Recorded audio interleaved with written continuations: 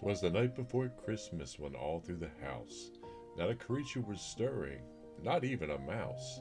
The stockings were hung by the chimney with care, in hopes that St. Nicholas would soon be there. The children were nestled all snug in their beds, while visions of sugar plums danced in their heads.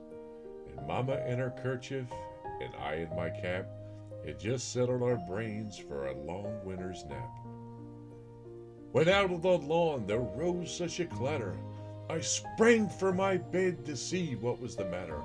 Away to the window I flew like a flash, tore open the shutters and threw up the sash. The moon on the breast of the new fallen snow gave a luster of midday to objects below, when what to my wondering eyes should appear but a miniature sleigh and 8 tiny reindeer,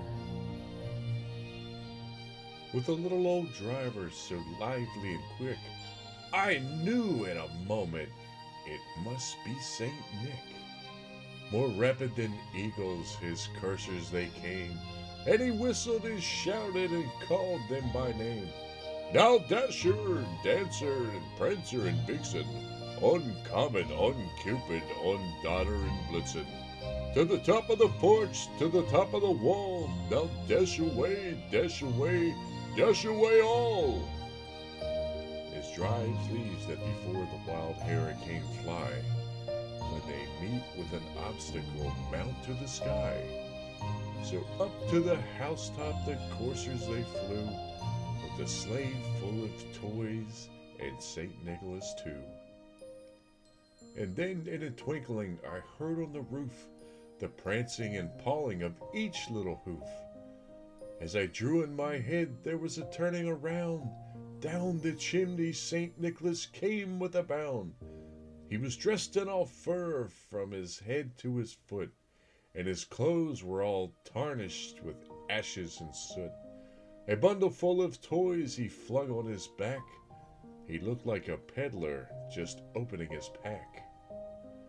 His eyes, how they twinkled, his dimples, how merry. His cheeks were like roses, his nose like a cherry. His droll little mouth was drawn up in a bow, and the beard of his chin was as white as the snow. The stump of a pipe he held in his teeth, and the smoke it encircled his head like a wreath. He had a broad face and a little round belly that shook when he laughed like a bowl full of jelly. He was chubby and plump, a right jolly old elf, and I laughed when I saw him in spite of myself.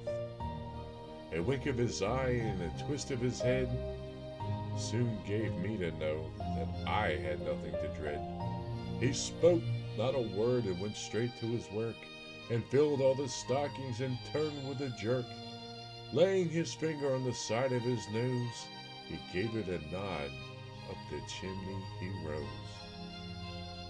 He sprang to his sleigh, to his team gave a whistle, and away they all flew like the down of a thistle.